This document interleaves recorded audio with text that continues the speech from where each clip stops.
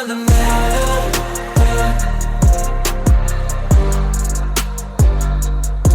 Heart of the matter. Guys, welcome to Heart of the Matter. We're so glad that you could join us for another episode. This podcast takes a deep dive into the issues of a man's heart. We're going to try to find a way that we can be centered in all areas of our lives. If you have any questions, if you hear something that touches you, put something in the comments. Today, we're going to hit a subject that I think touches everyone. Today, we're going to be talking about recovering from rejection. Let's get at it. You know, rejection is something that everybody experiences in their life. And you can experience it in many different ways. You can experience it in work, church, anywhere there's people will come. And today we're going to look at different forms of rejection, how we deal with it, and how we overcome it in our lives. So let's get to the heart of the matter. Sounds good. Let's get to the heart of the matter. Recognizing that rejection is a part of life. We've said that already, that everybody experiences rejection at some point of our life. So let's start with a working definition. I'm kind of a nerd, so let's define rejection. Rejection is defined as the act or the process of rejecting, the state of being rejected. But I don't know about anybody else. My mother would not let me define a word with a word. So let's say rejection is to refuse to accept something or someone. I think we'll hold on to the someone in this episode. To refuse access to the refusal or of a request or demand. How about this? To discard as useless or unsatisfactory. Let's talk about the experiences in our lives where we found rejection. I'll say for me, rejection started at a very young age. You know, with my parents not being there when I was very young, I experienced rejection from other kids because they would always, well, I got parents and it was all in, they were joking, but man, it really built up something in me that I always felt lesser or I didn't feel like I was a part of something because my parents weren't there. So these walls started building up at a very young age. I'm talking very young. Like I don't even have any memories of my parents. Wow.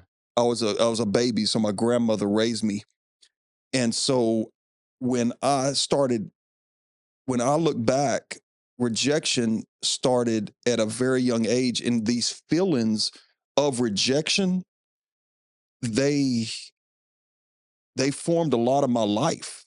I mean, they took a lot of my life in my formative years, and I began to think that's who I really was. You know, it took a lot of years of doing things to get out of that because those feelings of rejection, hurt, anger, all of those things came into me. So when I was rejected again, all of those feelings came back. Absolutely. And I would learn how to deal with them, but I didn't know how to deal with it properly. So all it did was just continue to build up more walls, more walls, more walls.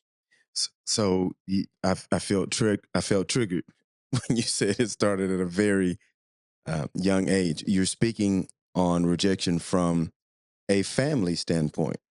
Both of your parents were not in your life as a child. So that identity that some children, obviously, that you were growing up around, having their parents, you didn't have. So you felt like you was missing something. Rejection can come in many different forms. And I keep hearing rejection. It takes me all the way back to elementary school. And I can remember an incident, and I don't know who else was doing this in elementary. You remember those pens that used to have the multiple colors? It was red, black, blue, maybe green. They were kind of fat, Yeah. right? I had one of those pens, and you could unscrew it from the top and bottom, but in the middle, there was this little silver ring.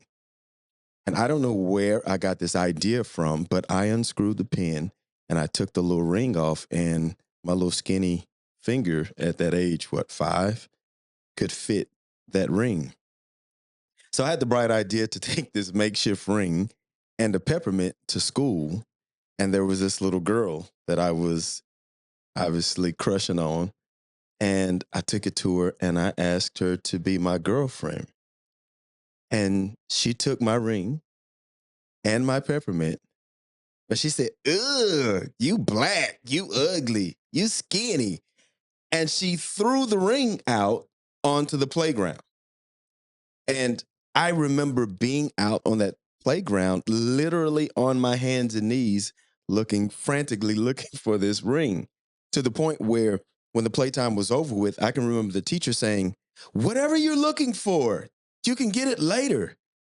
And just this feeling of being like what just happened? I don't remember crying about it, but I remember that feeling sticking with me. And all through like my elementary years, that was a theme as when I would be interested in the little girls. Ugh, he ugly, he black, he skinny. I'm gonna fast forward a couple years afterwards. Now I'm in middle school, and so maybe dark skin is a little bit more favorable than it was then. So I would get the backhand comments. Oh, he kind of cute to be so skinny, or he kind of cute to be so black. So my middle school was sixth, seventh, and eighth grade, and I used to ride the bus. And there was this eighth grade girl that started like showing me some attention. He's cute. So I didn't come sit with me. So we'd ride together, and over time, I don't know how much time it took, but she started calling me her little boyfriend, and this made me feel pretty good Yeah, it built your ego up a little bit. for a little bit. I'm in the sixth grade, and I got an eighth grade girlfriend. I am the man, at least Exactly. In your head. in my head. So I don't remember who put me on, but somebody said, "Hey, man, she's just playing with you. Like they be laughing at you afterwards." And I was like, "What?" Every day when she would get ready to get off the bus, she got off the bus before I did. She would give me a kiss, but she would tuck her lips in like this every time she would go to kiss me. And so I don't remember who like I said, who put me on, who told me. But the next day, and I don't know if it's TV, movies, whatever, where you get the idea you're supposed to close your eyes when you kiss. But this time I was going to have my eyes open. You're going to see what's going on. And when I went to kiss her, she tucked her lips in, and I'm just like kissing the tops and bottom of her lips. And I never forget that feeling like, bro, I'm like the butt of the joke. And so internalizing that, when real relationships started coming around, I still harbored those negative feelings. Well, did you feel like that you never wanted to feel those feelings again as from those two situations? Absolutely. You talked about building walls. So whether we do it consciously or subconsciously, I think we build these walls to try to protect ourselves, not realizing that what we're really doing is imprisoning ourselves. We're walling ourselves in. So I lived a very promiscuous life as I grew up. I think I lost my virginity the seventh grade summer going to the eighth grade, and that just continued. So when I would have favorable experiences, even though you may be saying, "Oh, he's cute," or I could still hear, "He ugly, he black, he's skinny." So even though I may be in this relationship, I often kept a contingency over here because I wasn't going to get hurt over here and just be left out here by myself. And so we end up, for years, I didn't realize that that was a negative way that I would deal with rejection. If anything was remotely close to feeling like that again, I would kind of hunker down in my protective place and find somewhere else to go that made me feel better. And so that, I mean, it goes back to everybody feels rejection at some point in their life. No matter where we're at, you will feel rejected, and you have to learn how to deal with those feelings. Absolutely. And some things aren't meant to be. You know, we look at rejection as being a negative thing. Oh, I was rejected. Uh, why was it me? Some things just aren't meant to be. It could turn out to be a better situation for you, and we don't even know it. Absolutely. You know, we're thinking, oh, I was rejected. This is a bad thing. I have all these bad feelings. But then we look down the road and we look further down and we realize, man, I'm so glad that that situation didn't stay the way it was, because now look how much further I've come along. Absolutely. Or, as in my case, you don't see that you end up becoming the rejecter. So when the favorable situations come to you, you're trying to protect yourself from the rejection, but you end up knowingly or unknowingly rejecting someone else and imposing negative feelings on them. So it becomes a vicious cycle. And like I So, said, this took years to one even realize or acknowledge that these behaviors, these habits were coming from a place of defense, defending myself from the negative feelings of rejection.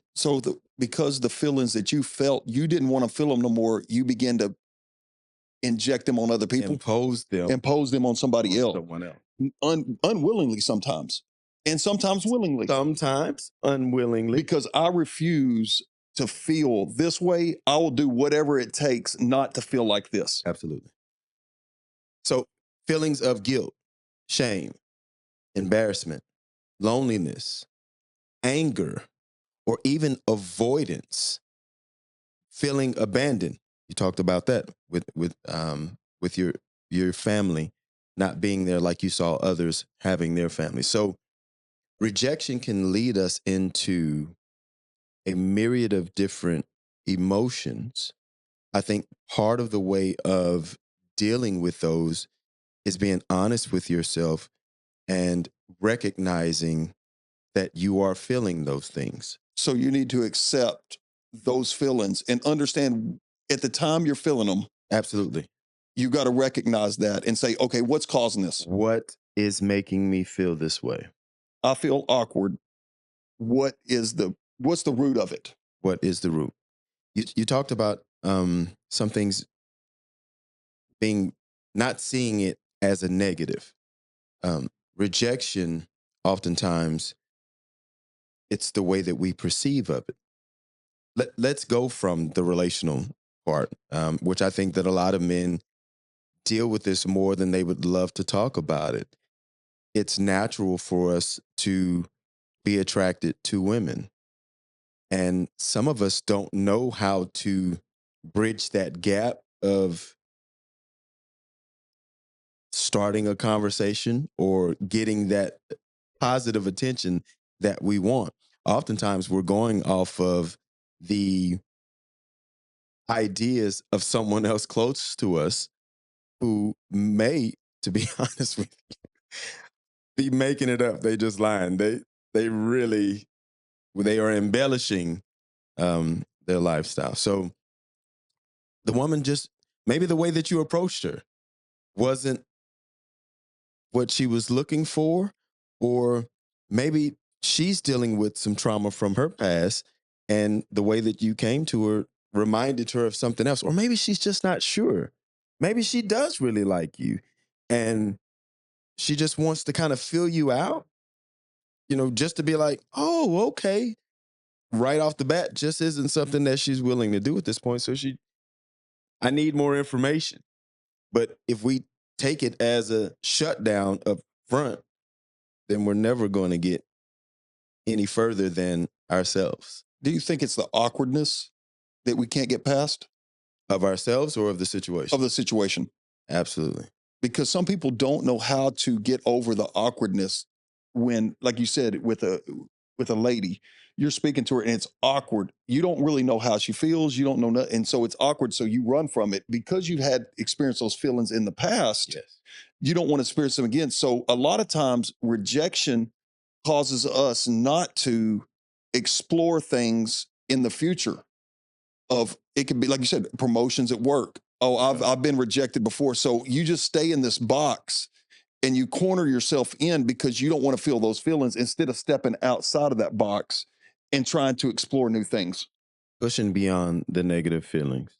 So I won't allow myself to grow any further than my past experiences so that I'm going to stay here because I don't want to feel that negative feeling again. So again, we think that we're building these walls up for protection, but really you're imprisoning yourself in.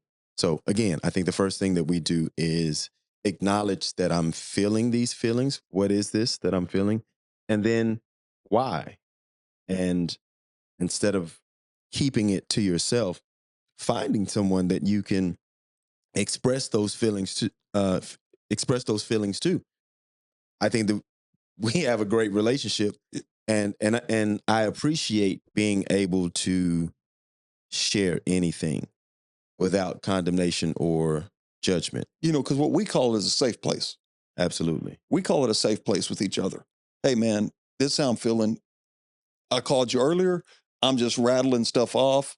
As you told me, I'm Tommy gunning it. I'm spilling everything because number one, I'm anxiety was going on. Right. Number two, I was feeling anxious, and so I was just talking, and we have that relationship, and I think that takes time to form.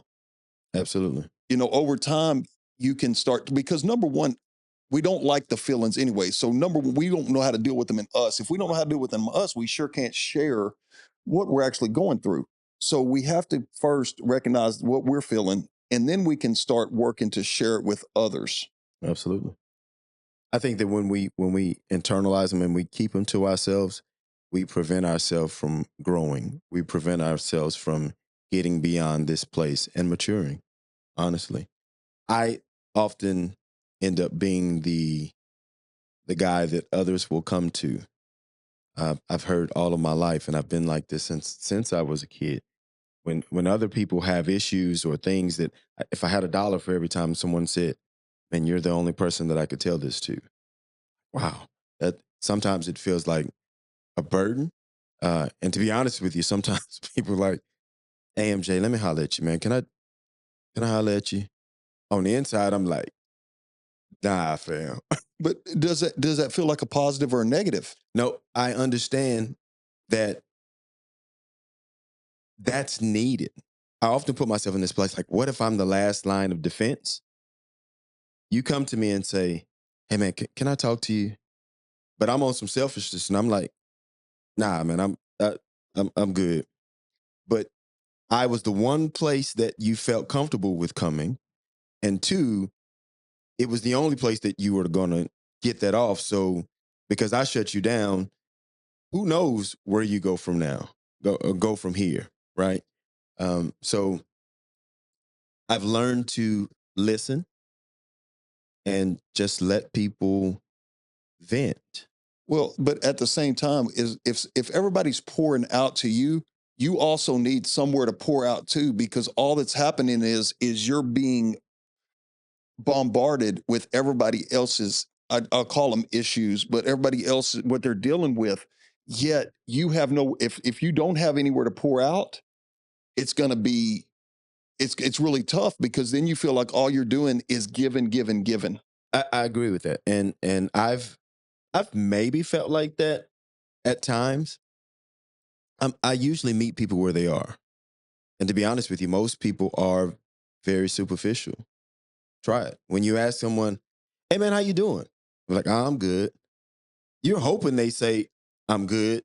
You don't want anybody to be like, "Oh man, let me tell you. Can I talk to you?" Most people don't really have that type of patience or time to really hear what's going on. So most people, hey man, what's up? Hey, I'm good. Okay, that's cool. Good to see you, man. Boom. And Because if they start pouring out, you really don't want to hear it. You're like, man, I wish I most wouldn't even people, have said nothing. sometimes, I think a lot of people, I won't even say most people, I think a lot of people are like that because we're so into our own bubbles. So I won't I won't give everybody everything. And I think that's good in a way. I'm very selective of who I share everything with. But I do believe it's important that we have someone that you can share anything with, whether it's everything all the time. You do need someone that you can share anything with. And I'm grateful that I have a handful of brothers. Um, I was saying before, people will come to me and like, man, you're the only person I can talk to. And this might make somebody feel some type of way, but hey, it is what it is. I've had people like, hey, man, you're my best friend. It's like a weird spot to be in because one, I don't know that I've used that terminology since the seventh grade. Like in my mind, I only have one best friend, and that's because I was in the seventh grade when that was a thing. There are men that I'm very close to, and I believe if I consider you my brother, it's a very real thing. I need men that are willing to hold me accountable, who aren't intimidated, and don't pat me on my butt when I'm doing wrong and hoorah me. Yes. I need somebody who can stand 10 toes down and be like, Look, man, you're wrong. AMJ, We need to deal with this like right now. what's up with that? Exactly. And I have the utmost respect for you. And it might upset you at that time. It could. You could get upset. People can be upset, but if you've asked somebody to do that, at some point you realize, hey man, it's what's best for me. I understand people can feel like that. Yeah. Personally, what you're saying is I may not want to hear it in the moment, Hmm. but because our relationship is it's on a level from respect, I would expect for you to charge me up, call me out. If you did not, I would look at you sideways. And feel like I was, hey, you didn't uphold your end of the I bargain. I would question. I would question where are you really? Are you really out for my best interest? And one other thing is we really got to treat ourselves with compassion. What that basically means is, look, we're all still a work in progress. I don't have all the answers to rejection. Did you just get that off the t? I read it off my shirt. I had to keep a memory of something that reminded me. But I mean, we're a work in progress, and Right. I can be rejected today and still have those same feelings.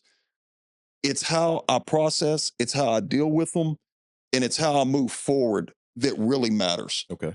And we have to give ourselves some grace that, hey, I'm not perfect. I still have these feelings, but it's how am I going to get over it? Absolutely.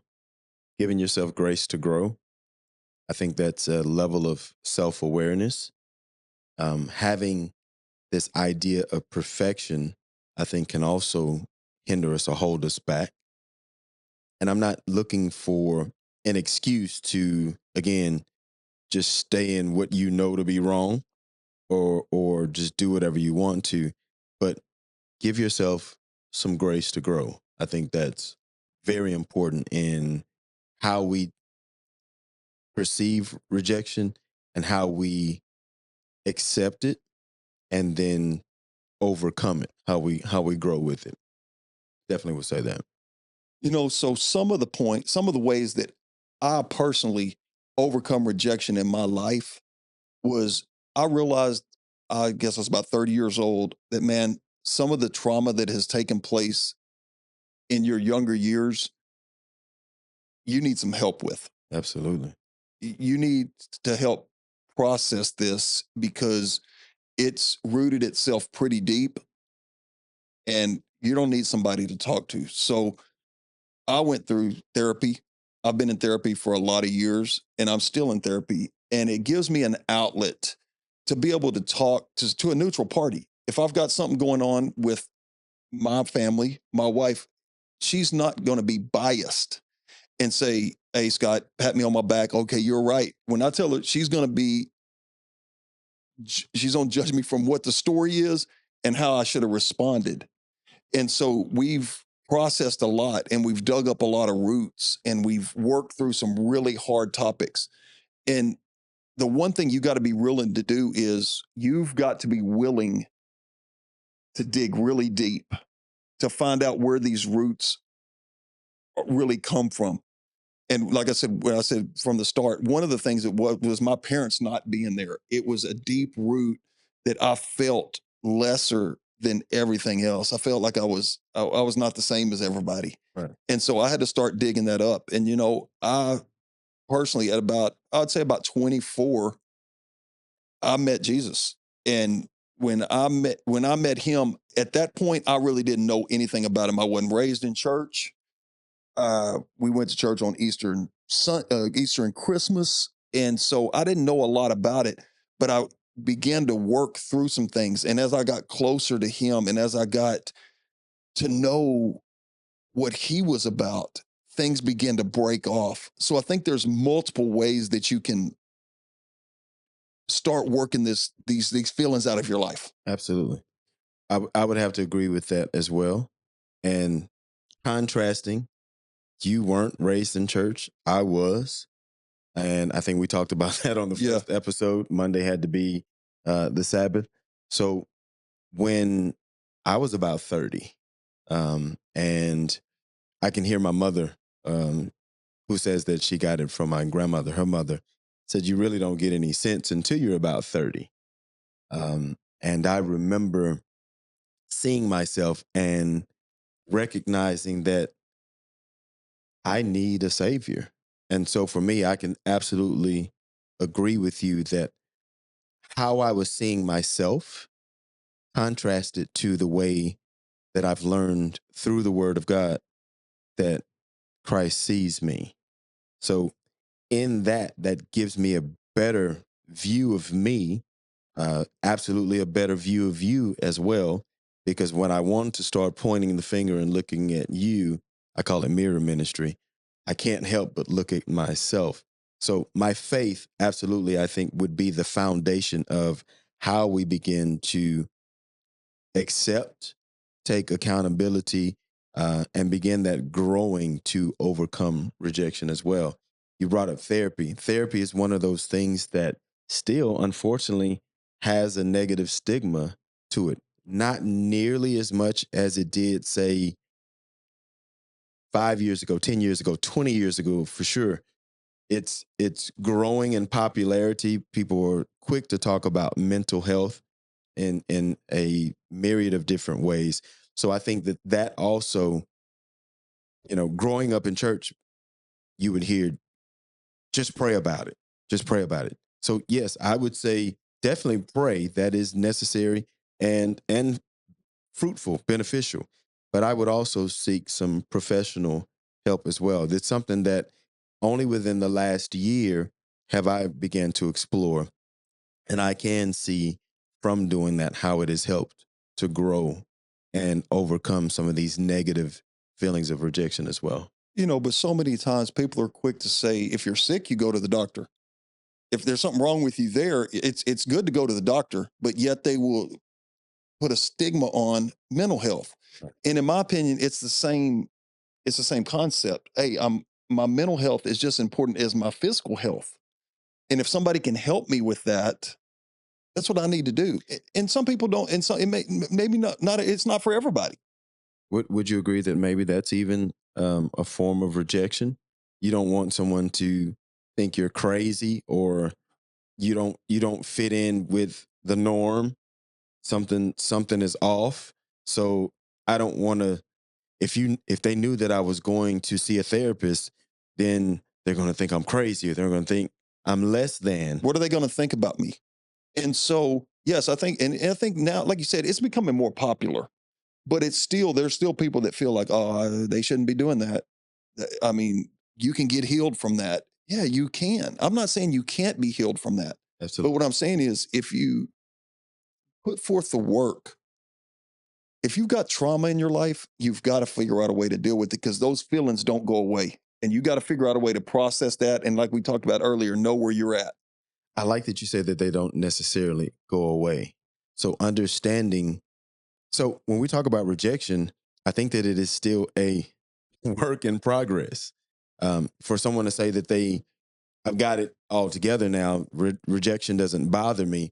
It may not come in the same form, but I think that those feelings can be triggered by other things.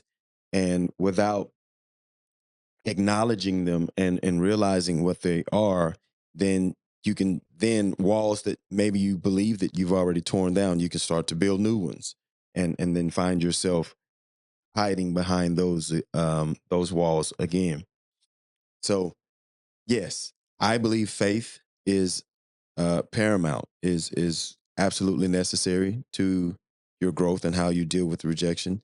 I think that having an outlet, someone that you can trust, where you can explore those negative feelings that you're having, and share them, and kind of bounce them off someone else. But then to have someone, have a professional that you can go to on a regular basis and work through those things with you as well. I think all of them together can help us get beyond the walls of, rejection, the negativity, and we can begin to overcome rejection. And then at Like that. some point, you can just grow from the experiences. You Yes. can grow from if when you're rejected, you can grow from that, and don't let rejection define you. Absolutely. And that's a work that takes it's a work in progress. You can't start there, but once you learn how to process all this, you don't have to let the rejection define you. And like we talked about earlier, one thing is definitely true. Sometimes rejection's for the good. Absolutely. We don't know what that rejection is Keeping you from. keeping you from. Absolutely. Absolutely. So I think with those topics, you can move forward with working the rejection and the feelings of rejection out of your life. Okay. Uh, Everyone experiences rejection in their life. The most important thing is how we process and address it. absolutely. Moving on, moving on from rejection is not easy, No. but it's work, and you got to put the work in. Don't give up on yourself. Yep. Give yourself grace to grow. We can move beyond this place where we are, and we don't have to allow the rejection to define us. Exactly. I don't know how you feel about that, man, but You know, I'm feeling pretty good. that, Maybe we didn't hit everything, on this topic of rejection, but I think we made some. We're we're at the heart of the matter. We There may still be some room for us to grow with it, but I think how you feel about that? I think we're all right. it wraps it up for today. Thank you for joining us on the heart of the matter. We're so glad that you could join us and spend some time with us. I hope that something we said can help you out. If you're enjoying the content, you can hit us up on any of your favorite podcast platforms and drop something in the comment. Let us know how you're feeling. So until next time, I'm Scott. Marcus, we are Heart of the Matter. Come back and see us next time. Heart of the matter.